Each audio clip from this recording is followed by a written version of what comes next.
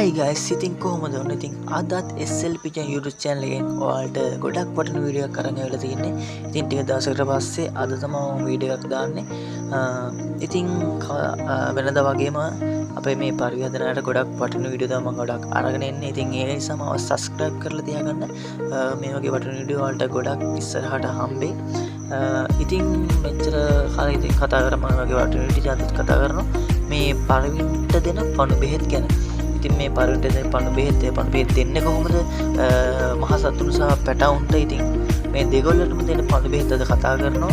ඉතින් මේ වීඩියෝ එකම රැඳෙන්න ස්කිප් කරන්න එපා. කොහෙවත් ඉතින් ඔයාලට අනිවාර්යයෙන්ම මේ වීඩියෝ එකම වැදගත් වෙයි. ඉතින් අවසානකම් බලන්න. ඉතින් අපි වැඩි කතා නැතුව යන් අද වීඩියෝ එකට. ඉතින් යාළුවෝ මේ පණු බෙහෙත් දෙන්න ඉතින් අපි පණු බෙහෙත් විතර පරිවර්තන තියලා මදි. ඉතින් මේ පණු බෙහෙත් පාවිච්චි කරාට පස්සේ අනිවාර්යයෙන්ම මල්ටි විටමින් එක පාවිච්චි කරන්න ඕන. ඉතින් ඒකට හේතුවත් මම අද කතා කරනවා. ඉතින් හේතුව සහ මල්ටි විටමින් එක මම අද කතා කරනවා. අපි ඉතින් එකටම කතා කරමු මේ පණු ලෙඩ හඳුනා ගන්න පුළුවන් ලක්ෂණ. විශේෂයෙන්ම කිව්වොත් පරිවින්ට හැදෙන ගොඩක් රෝග වලට මේ පණු ලෙඩේ මුල් වෙනවා. ඉතින් මේ පණු ලෙඩේ ලක්ෂණ තමයි පරිවි ආහාර ගන්න එක අඩු කරනවා. රොබ් බාගෙන ඉන්නවා පැත්තට වෙලා. දියාරු විදිහට මල පහ යනවා. ඉතින් මේ වගේ ලක්ෂණ පරිවියාගේ අනිකුත් ලෙඩ වලට ගොඩක් සාධක වෙනවා. ඉතින් මේ පණු ලෙඩේ මුල් වෙනවා. ඉතින් ඒ අනිකුත් ලෙඩවල. ඉතින් guys මෙහෙමයි අපි මේ පණු බෙහෙත් දෙන්න කලින් කරන්න ඕන වැඩපිළිවෙලක් තියෙනවා. ඉතින් ඒක මම ඔයාලට පැහැදිලිවද කියලා දෙන්නම්. ඉතින් අපි පණු බෙහෙත් දෙන්නේ හෙට නම්. පණු බෙහෙත් දෙන්නේ හෙට නම් ඔයා අද කියන දවසේ ඉඳන් ලෑස්ති වෙන්න ඕන. ඉතින් ඔයා පණු බෙහෙත් හෙට දෙනවා නම් අද රැට ඔයාගේ සත්තුන්ට තියෙන වතුර භාජනයේ කොටුවෙන් අයින් කරන්න ඕන. කොහමද සත්තුන්ට බොන්න බැරි තැනකින් අරන් තියන්න ඕන. එළියට යනවා නම් එළිය වතුර තියන්නත් එපා. ඊට පස්සේ ඔයා හෙට දැන් හෙට වුණාම හෙට දවස ආවහම ඔයා පරිවින්ට මේ පණු බෙහෙත් එක දෙන්න ඕන හවස් වරුවේ. මොකද එතකොට ඒ වෙද්දි පැය 10ක් 12ක් විතර ගිහින් සත්තුන්ට හොඳට වතුර තිබා ඇවිල්ලා. ඉතින් මේ පණු බෙහෙත් ගොඩක්ම දෙන්න හොඳ වතුරට කලවම් කරලා. ඉතින් ඒක නිසා මේ කරන වැඩෙන් පරිවින්ට සියලුම පරිවින්ට වතුර තිබා නිසා එයා ඒ බෙහෙත් එක බොනවා. ඒ වගේම මේ ඔයාගේ බෙහෙත් එක අපතේ යන්නේ නැහැ. ඉතින් මේ වැඩේ කරන්න ඕන. ඉතින් පැය 10ක් 12ක් එයාලට වතුර නොදී තියාගන්න ඕන.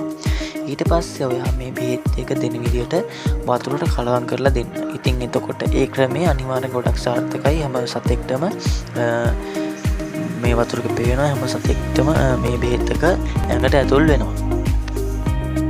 ඉතින් guys අපි අද පළවෙනි පණු බෙහෙත් ගැන කතා කරමු. ඉතින් මේ පණු බෙහෙත් එක ගත්තොත් පරවියන්ට සහ කුකුලන්ට මේ පණු බෙහෙත් එක දෙන්න පුළුවන්. ඉතින් මේ දෙකොල්ලට මේ පණු බෙහෙත් ප්‍රයෝජනවත් වෙනවා. ඉතින් ඊට අමතරව මේ පණු ලෙඩේ ගැන කිව්වොත් පණු වර්ග දෙකකට අපිට මේ ලෙඩේ කාණ්ඩ කරගන්න පුළුවන්. එක තමයි පටිපණුව, දෙවෙනි එක තමයි වටපණුව කියන පණු වර්ගය. ඉතින් මේ බෙහෙත් පණු වර්ග දෙකටම සාර්ථක වෙන්නේ නැති බෙහෙතුත් තියෙනවා. ඉතින් මේ දෙකම සාර්ථක වෙන බෙහෙතුත් තියෙනවා. ඉතින් අද අපි කතා කරනවා මේ බෙහෙත් පණු වර්ග දෙකටම සාර්ථක වෙන විදිහ සහ වෙන වෙනම සාර්ථක කරගන්න පුළුවන් බෙහෙත් මොනවද කියලා. ඉතින් අද අපි පළවෙනි පණු බෙහෙත් ගැන කතා කරමු. ඉතින් යාළුවනේ මේ තියෙන අපි කතා කරන පළවෙනි කතා කරන පණු බෙහෙත් එක මේක තමයි හෙලම් සෝල් කියන ඉතින් පණු බෙහෙත් එක.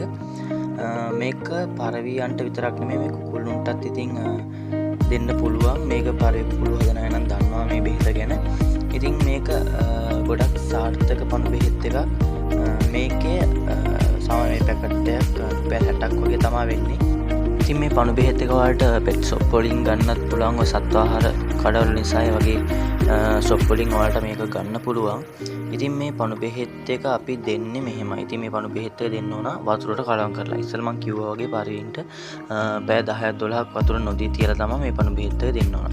ඉතින් මේ පැකට් එකක් සත්තු 30කට වගේ දෙන්න පුළුවන්. වතුර ලීටරයකට මේ පැකට් එක කලවම් කරලා මේ සත්තු 30කට වගේ දෙන්න පුළුවන්.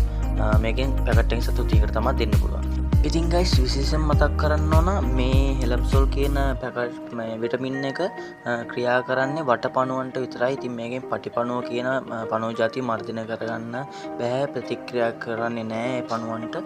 ඉතින් දැන් අපි කතා කරන්නේ මේ දෙගොල්ලටම ප්‍රතික්‍රියා කරන පණු බෙහෙත් එකක්. ඉතින් ගයිස් ඒ තමයි වර්ම්සීල් කියන පණු බෙහෙත් එක. ඉතින් මේකෙන් මිලිලීටර් එකක් වතුර ලීටරයකට කලවම් කරලා තමයි දෙන්නේ. ඉතින් මේක සතු 30කට වගේ ප්‍රමාණයකට දුන්න හැකි. ඉතින් මේ බෙහෙත් එක පණු වර්ග දෙකටම ප්‍රතික්‍රියා කරනවා. ඉතින් ගයිස් මේ පණු බෙහෙත් එක ජීව කාලය දවස් 45ක් වගේ තමයි තියෙන්නේ. ඉතින් දවස් 30 පැනනට පස්සේ සත්තුන්ට ආයෙ පණු බෙහෙත් දෙනවා නම් හොඳයි. දවස් 30න් තිකට පණු බෙහෙත් දෙනවා නම් සත්තුන්ටයි මේ පණු ලෙඩේ පරියන්ට හැදෙන අනිකුත් ලෙඩ වලට ප්‍රධාන සාධකයක් වෙනවා. ඉතින් පණු බෙහෙත් දෙන එකකින් පරියාට වැළඳෙන ලෙඩ රෝග ගොඩක් අඩු කරගන්න පුළුවන්.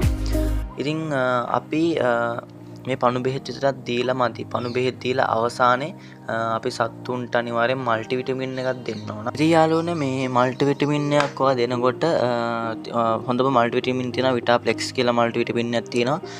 තව විටා චික් කියලා පොඩි පැටවුන්ට දෙන මල්ටි විටමින් එකක් තියෙනවා. ඉතින් ඒක මව් සත්තුන්ට වගේ දීලා තියෙනවා හොඳයි. ඒක පැටවුන්ට හරියනවා ඒ විටමින් එක.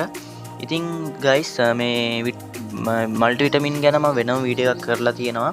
ඉතින් ඒ වීඩියෝ එකත් බලලා ඉන්න. ඉතින් ඒ වීඩියෝ එක බලලා මේ පණු බෙහෙත් දීලා ඒකේ තියෙන විටමින් එක විටමින් අරන් ඔයාලට ගන්න පුළුවන් විටමින් අරන් දෙන්න. ඉතින් ඒක ගැන විටමින් ගොඩක් ගැන මම කතා කරලා තියෙනවා. ඉතින් මේකේ විටමින් දෙන විදිය ගැන මේ කතා කරලා ඉතින් මේ වීඩියෝ එකට යටින් මම ඒකේ ලින්ක් එක දාන්නම්. ඉතින් ඔයාලා මේ වීඩියෝ එකත් බලලා මේ වීඩියෝ එකේ තියෙන විදිහට පළවෙනිට පණු බෙහෙත් ටික දීලා විටමින් දෙන්න. ඉතින් guys ඔයාලට මතක් කරන්න තියෙන ඉතින් අපේ SL Vision group එකට join වෙන්න. ඉතින් ඔයාලට තියෙන ප්‍රශ්න එක ගැන ඒකේ කතා කරන්න පුළුවන්. ඉතින් ඔයාලට පරිවි මිලදී ගන්න සහ විකුණන්න ඒකේ ඒ දේවල් කරගන්නත් පුළුවන්. ඉතින් ඒකේ මේ group එකේ link එකත් මම මේ වීඩියෝ එකට යටින් දාන්නම්. ඉතින් යාළුවනේ වීඩියෝ එක හොඳ නම් like කරන්න, comment එකක් දාන්න. ඉතින් යාළුවනේ subscribe කරලා තියාගන්න. ඔයාලට මේ වගේ වටින වීඩියෝ තවත් ඉදිරියේ මම අරන් එනවා. ඉතින් ඔයාලට ගොඩක් ප්‍රයෝජනවත් වෙයි. මේ වීඩියෝ එක අවසానයි. ඔයාලට ආයෙත් හොඳ වීඩියෝ එකක් අරන් එනකන් ඉතින් මාත් එක්ක රැඳිලා ඉන්න. මම subscribe කරලා තියාගන්න. එහෙනම් ගිහින් ඉන්න. goodbye. ජය වේවා.